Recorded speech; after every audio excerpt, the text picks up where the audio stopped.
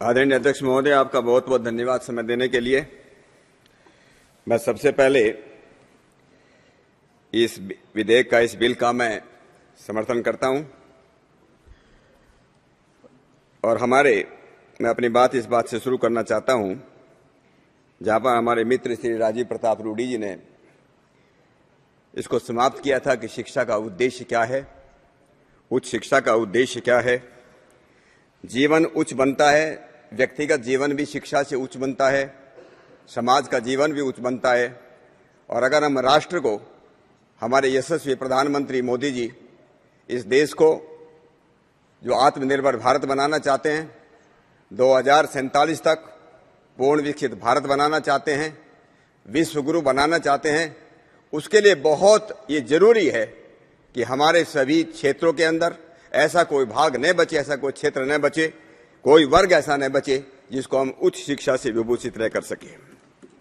शिक्षा के बारे में, शिक्षा की जो महत्ता है, इसके बारे में ज्यादा कुछ बोलने की जरूरत नहीं, लेकिन बचपन में हम लोग एक श्लोक याद करते थे, न चोरहार्यम न राजहार्यम न भ्राता भाज्यम न च भारकारी व्यकृते वर्धत एव नित्यम विद्या धनम सर्वधनम प्रधानम। ये धन ऐसा है जिसको चोर ले जा नहीं सकते, जिसको राजा छीन नहीं सकता, जिसको भाई बांट नहीं सकता, जिसको जितना खर्च करते हैं उतनी विद्या बढ़ती है। इसे दुनिया में सबसे बड़ा अगर कोई धन है, सबसे बड़ा अगर कोई ताकत है, उसका नाम जो है हम विद्या कहते हैं, उसका नाम हम शिक्षा कहते हैं। अध्यक्ष महोदय, मैं कुछ मूलभूत बातें थोड़ा करना चाहता हूं। जब से धरती पर मानव आया, हमारे पूर्वजों ने इस शिक्षा को सबसे ज्यादा महत्व दिया। अगर मानव का निर्माण करना है तो उसके लिए अच्छी शिक्षा चाहिए। अभी हम कह रहे थे कि शिक्षा क्या हो, और मैं इसलिए इस बताना चाहता हूं, आदरणीय हमारे शिक्षा मंत्री जी भी यहां पर बैठे हैं, चाहे स्कूल हो चाहे यूनिवर्सिटीज हो, शिक्षा का सबसे बड़ा उद्देश्य शास्त्र शिक्षा है या विमुक्ति है। शिक्षा वो है जो हमको बीमारी से, बेकारी से, बेरोजगारी से, गरीबी से, उनसे मुक्ति दिला सके, और उसके साथ मुक्ति दिलाने के साथ साथ एक अच्छा इंसान बना सके। मातृभाव जनिया दैव्यम जन्म, अच्छा हम इंसान बना सके और हम अच्छे देवता समाज के अंदर पैदा कर सके, वो शिक्षा का सबसे बड़ा उद्देश्य है।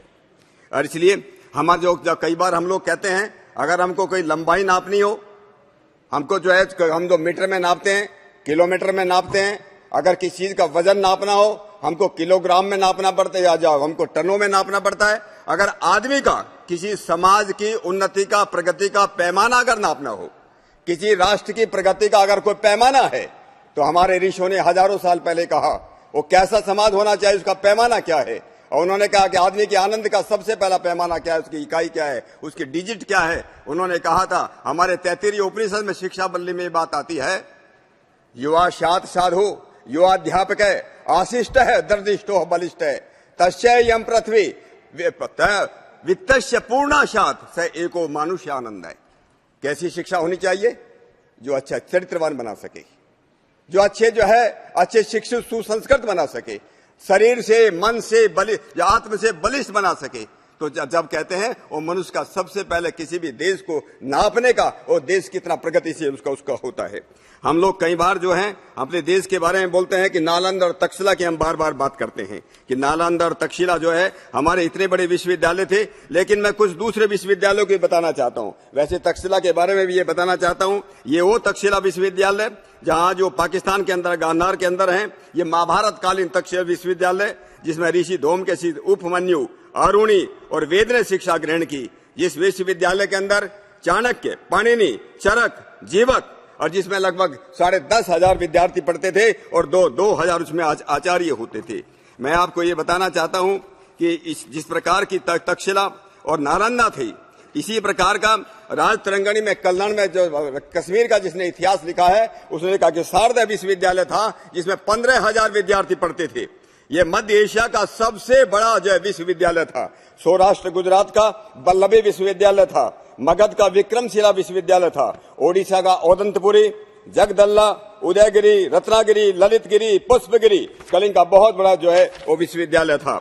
इसी तरह बंगाल का नवदीप, सोमपुरा, विक्रमपुर, नवदीप विश्वविद्यालय तो इतना प्रसिद्ध रहा, वहां से हलायुध, धोई, उमापति और गीत गोविंद के लिखने वाले जयदेव जैसे विद्वान वहां पर पैदा हुए। दक्षिण भारत के अंदर धारा, कांची, एन्नीवीरम, बेलग्राम, सारोतगी, तिरुमुक्कुरल, मलकापुरम, तिरुवेयूरूर, नगर, भुजबलेश्वर, बीजापुर, मनगोली, अग्रहार, नागार्जुनकोंडा, मणिसेत, इतने बड़े बड़े विश्वविद्यालय इस देश के अंदर थे। और कई बार हमारे लोग ये कहते हैं कि एक लोगों में एक इंप्रेशन पैदा हो गया कि अंग्रेज आए, अंग्रेजों ने यहाँ पर शिक्षा दी। लेकिन मैं ये याद दिलाना चाहता हूँ इस सम्मान्य सदन को, थॉमस मुनरो मद्रास के गवर्नर थे। उन्होंने 1822 के अंदर 1822 में एक वहां पर सर्वे किया था। उन्होंने कहा था कि गांव-गांव में उसमें पाठशालाएं थी, बड़े बड़े विश्वविद्यालय थे। 30% शिक्षक जो दलित वर्ग से आते थे, 60% विद्यार्थी जिसको हम शूद्र या पिछड़े वर्ग उनके आते थे। इसी तरह का सर्वे बॉम्बे में किया गया। जीएल पेंडरगास्ट और जीडब्ल्यू रिडलर ने 1882 में। विलियम वार्ड ने एक पुस्तक लिखी है। कई बार हम बोलते हैं कि देश में जो लड़कियों के लिए जो शिक्षा शुरू हुई वो हमारी ज्योतिबाई फुले की, जो सावित्रीबाई फुले ने की। लेकिन उससे पहले एक अंग्रेज ने किताब लिखी है द हिंदूज के, उसका जो 4th वॉल्यूम है, हिस्ट्री लिटरेचर एंड माइथोलॉजी, जो 1811 में लंदन में पब्लिश हुई। उसमें उन्होंने लिखा है कि बंगाल के जो जसोमत राय की पत्नी हति विद्यालंकार ने बनारस के अंदर, just I will take 2 minutes and I will finish it. 2 minute से समाप्त कीजिए। 1805 में उन्होंने इसको जो है शुरू किया। मैं जहाँ शिक्षा की मैं बात कर रहा था, आर्य समाज ने 98 में जालंधर में केवल लड़कियों के लिए जो है विद्यालय शुरू किया। इसी तरह से जब हमारे पास इतने उदाहरण हैं, हम कह सकते हैं कि इस देश के अंदर की विद्या की कितनी कीमत थी। मैं हमारे आदरणीय शिक्षा मंत्री जी यहाँ पर बैठे हैं, मैं उनसे जरूर एक निवेदन करूंगा और भारत सरकार से भी एक निवेदन करूंगा कि हम लोगों ने, हमको यूनिवर्सिटी बनाना चाहिए। एक किसी यूनिवर्सिटी को हम ट्राइबल का नाम देते हैं, मुझे थोड़ा सा ये बड़ा अच्छा लगता है। ये अंग्रेजों ने, हमारे प्रधानमंत्री मोदी जी ने 15 अगस्त को हम पूरे देश की जनता को 5 प्रण दिलवाए थे। उस एक 5 प्रणों में एक प्रण ये भी था कि गुलामी की सारी निशानी हमको खत्म करना है। जब हम कहते हैं ये आदिवासी है, इसका मतलब दूर है कि दूसरे के सब गैर आदिवासी हैं। आदिवासी का मतलब ये यहाँ के मूल निवासी हैं, गैर आदिवासी का मतलब यहाँ के मूल निवासी नहीं है। ये जो डिवीजन, ये जो विभाजन इस देश की जनता के साथ किया है, मुझे लगता है इस पर जो है दोबारा विचार करने की जरूरत है। और ये जो बात शुरू हुई थी जस्ट 1 मिनट, सिंधु घाटी में जिसको हम बोलते हैं, ये व्हीलन ने जो बात शुरू की थी कि बाहर से लोग आए, आर्य ने आकर के इस देश को, सिंधु घाटी के ऊपर हमला किया, इंडस वैली सिविलाइजेशन को खत्म किया। इस बात को पूरी तरह से खत्म किया जा चुका है, इस थ्योरी को डिबंक किया जा चुका है। इसलिए मैं निवेदन करता हूं, इस पर भी विचार करने की जरूरत है। मैं जरूर 2 नाम लेना चाहता हूं। डॉक्टर रामजी सिंह, जिसको जो कहते हैं डीएनए के देश में डीएनए के जिसको फादर माना जाता है, उनका 2011 में नेचर में, जो दुनिया की सबसे प्रसिद्ध साइंस की मैगजीन है, उसके अंदर इंडियन का डीएनए प्रोफाइल पब्लिश हुआ। डॉक्टर बसंत सिंधे का 2019 में हुआ। हम सब लोगों का डीएनए एक है, कश्मीर से लेकर के कन्याकुमारी तक हम सब लोग हैं। एक जरूर बात मैं लास्ट में कहना चाहता हूं आदरणीय शिक्षा मंत्री जी से। मैंने ये निवेदन हमारे बागपत में किया था।